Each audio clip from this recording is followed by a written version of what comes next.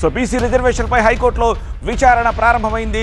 రెడ్డి జాగృతి తరపున వాదనలు వినిపిస్తున్నారు న్యాయవాది మయూర్ రెడ్డి. ఇంకా 3 ఇంప్లీడ్ పిటిషన్లు నంబరింగ్ కాలేదని, తమ పిటిషన్లు కూడా నంబరింగ్ ఇవ్వాలని కోరారు ఇంకొక న్యాయవాది. రిజర్వేషన్లు 50% దాటకూడదని సుప్రీంకోర్టు తీర్పు ఉంది అంటున్నారు పిటిషనర్. 4 అంశాల ఆధారంగా జీవో 9ను ఛాలెంజ్ చేస్తున్నామంటున్నారు అడ్వకేట్ వివేక్ రెడ్డి.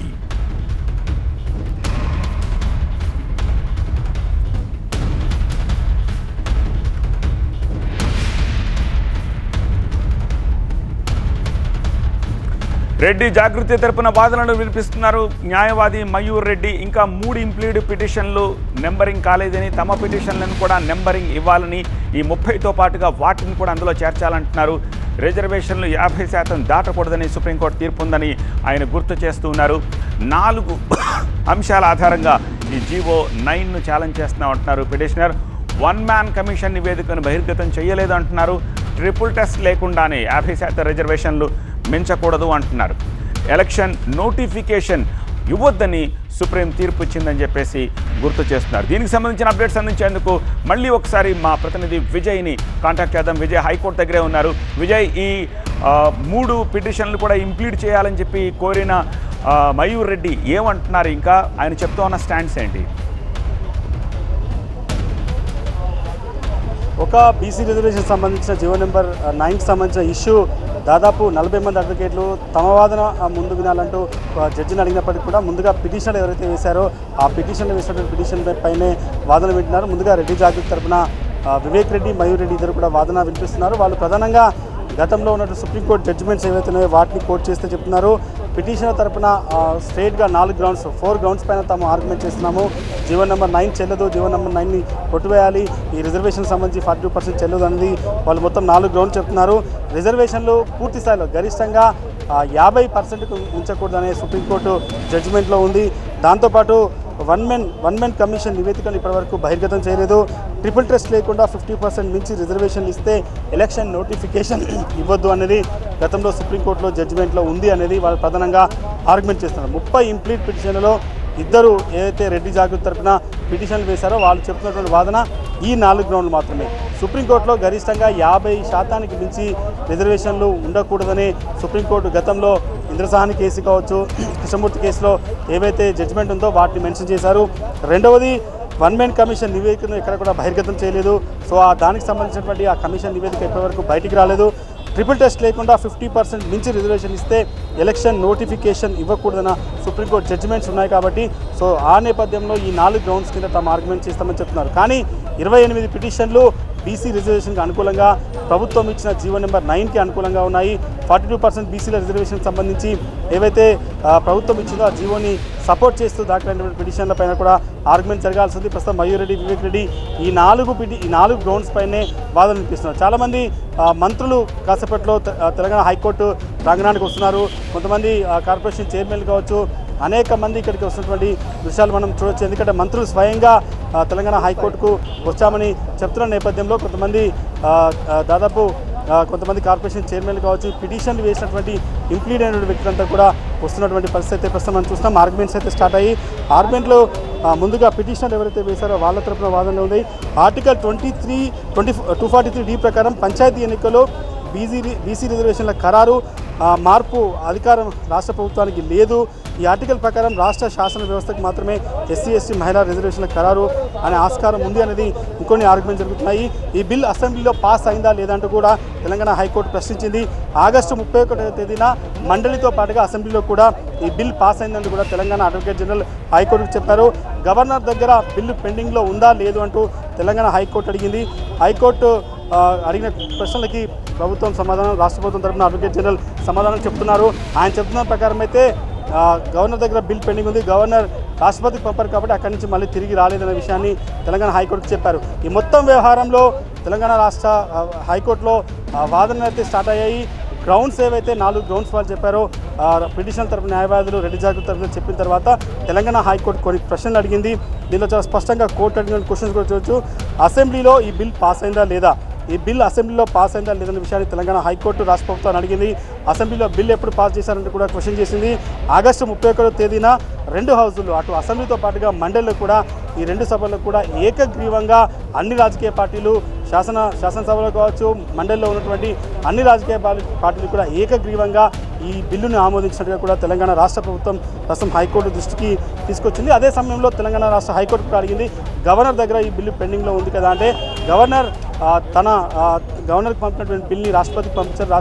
రాష్ట్రపతి నుంచి మళ్ళీ తిరిగి గవర్నర్కి రాలేదు కాబట్టి సో ఇంకా ఆ బిల్ పెండింగ్లో ఉందన్న విషయాన్ని తెలంగాణ హైకోర్టుకి అయితే ప్రభుత్వం తెలియజేసింది. ఇంకా ఆర్గ్యుమెంట్స్ కొనసాగుతున్నాయి.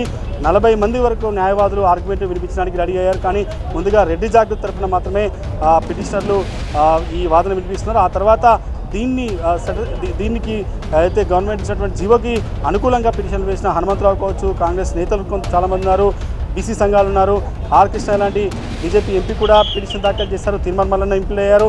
మొత్తం 28 ఇంప్లీడ్ పిటిషన్లు బీసీ బిల్లుకి గవర్నమెంట్ ఇచ్చిన జీవోకి అనుకూలంగా ఉన్నాయి. 2 పిటిషన్లు మాత్రమే వ్యతిరేకంగా రెడ్డి జాగృతికి సంబంధించినటువంటి వ్యక్తులు వేశారు. వాళ్ళు వేసిన పిటిషన్ పైన ఆర్గ్యుమెంట్స్ కొనసాగుతున్నాయి. చూడాలి, రాష్ట్రం మొత్తం హైకోర్టు వైపు చూస్తుంది. హైకోర్టు ఇచ్చే ఆదేశాల మేరకు స్థానిక సంస్థలకు సంబంధించినటువంటి ఒక ఉత్కంఠ ఉంది. రాష్ట్రంలో ఒకవేళ ఈరోజు హైకోర్టు ఆదేశాలు ఇస్తే రేపు నోటిఫికేషన్ వచ్చే అవకాశం ఉంది. ఇదే విషయాన్ని కోర్టు కూడా చెప్పారు. ఇప్పటికే షెడ్యూల్ కూడా రిలీజ్ అయింది. షెడ్యూల్ కూడా స్థానిక సంస్థలు ఎంపీడీసీ జెడ్పీడీసీతో పాటుగా సర్పంచ్ ఎన్నికలకు ఇప్పటికే షెడ్యూల్ కూడా ఇచ్చారు. కాబట్టి సో ప్రభుత్వం తన చిత్తశుద్ధి నిర్మించుకునే ప్రయత్నంలో భాగంగానే 4 సీనియర్ న్యాయవాదులను ఈరోజు కోర్టులో వాదనలు వినిపిస్తుంది. దాంట్లో భాగంగానే మంత్రులు కూడా కాసేపటి రాబోతున్నారు. చూడొచ్చు, మంత్రులు వస్తున్న నేపథ్యంలో హైకోర్టు దగ్గర పోలీసులు కూడా అలర్ట్ అయ్యారు. లోకల్ పోలీసులంతా కూడా ఇక్కడికి వచ్చి మంత్రులు లోపలికి 3 మంత్రులు ప్రస్తుతం వస్తున్న నేపథ్యంలో పోలీసులు కూడా వచ్చి ఇక్కడ బందోబస్తు చూస్తున్నారు. ఎందుకంటే కొంత ఆర్గ్యుమెంట్ జరిగింది 11 గంటల సమయంలో. హనుమంతరావు మాట్లాడుతున్న సమయంలో కొంతమంది బీసీకి సంబంధించిన దాంట్లో ఫార్మర్స్ కూడా 5% రిజర్వేషన్ ఇవ్వాలంటూ చెప్పారు. కాబట్టి సో ఇప్పుడు కొంత ఉద్రిక్తంగా తెలంగాణ హైకోర్టు బయట కూడా జరిగింది. కాబట్టి మళ్ళీ ఎలాంటి ఉద్రిక్తమైన వాతావరణం నెలకొండా ఉండాలంటే పోలీసు బందోబస్తు కూడా ఏర్పాటు చేశారు. మంత్రులు కూడా వస్తున్నారు. కొంత ఉద్రిక్తమైన వాతావరణం నేపథ్యంలో కొంత ముందస్తు ప్రికాషన్గా పోలీసులు కూడా బందోబస్తు ఏర్పాటు చేసిన పరిస్థితి కనిపిస్తుంది. లోపల ఆర్గ్యుమెంట్ జరుగుతున్నాయి, బయట కూడా పోలీసు బందోబస్తు పెట్టినటువంటి పరిస్థితి కనిపిస్తుంది. ఆల్ రైట్ విజయ్, మరిన్ని అప్డేట్స్ కోసం మిమ్మల్ని మళ్ళీ కాంటాక్ట్ చేస్తాం. అది హైకోర్టు దగ్గర సిచ్యువేషన్ ఎలా ఉందో చూస్తున్నాము. ఒక టెన్స్ వాతావరణం ఉంది. ఎలాంటి తీర్పు రాబోతుందన్న ఉత్కంఠ ఇటు బీసీ సంఘాల్లో, అటు ప్రభుత్వం దగ్గర, ఇటు ప్రజానీకం, అటు రైతులు, ఇటు న్యాయవాదులు అందరి దగ్గర కూడా కనిపిస్తున్న పరిస్థితి కనిపిస్తోంది. ఎందుకంటే దీన్ని బేస్ చేసుకునే రేపు రాబోయే మొదటి విడత నోటిఫికేషన్ జెడ్పీటీసీ ఎంపీటీసీ ఎన్నికలకు సంబంధించిన క్లారిటీ రాబోతోంది. ఎందుకంటే రేపే నోటిఫికేషన్ రాబోతోంది. సో ఆల్రెడీ షెడ్యూల్ వచ్చిన విషయం మనకు తెలిసిందే. సో ఈ ఎన్నికలు ఇప్పుడు ఉంటాయా ఉండవా అన్న మీమాంసకు ఇవాళ ఈ తీర్పుతోటి తెరపడబోతోంది. సో దానికి సంబంధించి ఒక ఇంట్రెస్టింగ్ ఆర్గ్యుమెంట్స్ అయితే లోపల కొనసాగుతున్నాయి. బీసీ రిజర్వేషన్లపై హైకోర్టులో వాదనలు స్టార్ట్ అయిపోయాయి. 12:30కి దీనిపై మాట్లాడదామన్న సీజే తెలంగాణ చీఫ్ జస్టిస్ 12 గంటలకే ఈ వాదన మొదలుపెట్టినట్టుగా తెలుస్తోంది. పిటిషనర్ తరపున అడ్వకేట్ వివేక్ రెడ్డి వాదనలు వినిపిస్తున్నారు. రిజర్వేషన్లు 50% దాటకూడదని సుప్రీంకోర్టు తీర్పు ఉందని పిటిషనర్ అంటున్నారు. 4 అంశాల ఆధారంగా జీవో 9ను ఛాలెంజ్ చేస్తున్నామంటున్నారు. 1 మ్యాన్ కమిషన్ నివేదికను బహిర్గతం చేయలేదని, ట్రిపుల్ టెస్ట్ లేకుండానే 50% రిజర్వేషన్లు మించకూడదని అంటున్నారు. ఎలక్షన్ నోటిఫికేషన్ ఇవ్వొద్దని సుప్రీం తీర్పు ఇచ్చిందన్న విషయాన్ని గుర్తు చేస్తున్నారు. అసెంబ్లీలో రిజర్వేషన్ బిల్ ఎప్పుడు పాస్ అయిందని కూడా జడ్జి అడిగినట్టుగా తెలుస్తోంది. ఆగస్టు 31న 2 సభల్లో కూడా బిల్ పాస్ అయిందని అడ్వకేట్ జనరల్ కోర్టుకు తెలిపారు. గవర్నర్ దగ్గర బిల్ పెండింగ్లో ఉందా అని హైకోర్టు ప్రశ్నించిందట.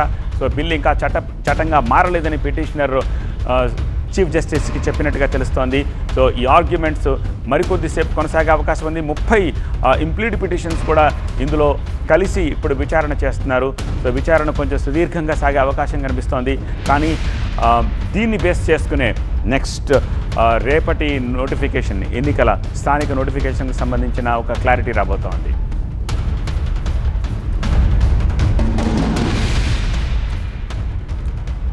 ఇంతకుముందు చెప్పినట్టుగానే 29 ఇంప్లీడ్ పిటిషన్లు రిజర్వేషన్లకు అనుకూలంగా వ్యతిరేకంగా ఇంప్లీడ్ పిటిషన్లు వచ్చాయి. అనుకూలంగా ఆది శ్రీనివాసు, ఎంపీ ఆర్ కృష్ణయ్య, అలాగే ఎమ్మెల్యే కోనుమనేని సాంబశివరావు, కాంగ్రెస్ నేతలు చరణ్ కౌశిక్ యాదవ్, ఇందిరా శోభన్ పిటిషన్లు వేశారు.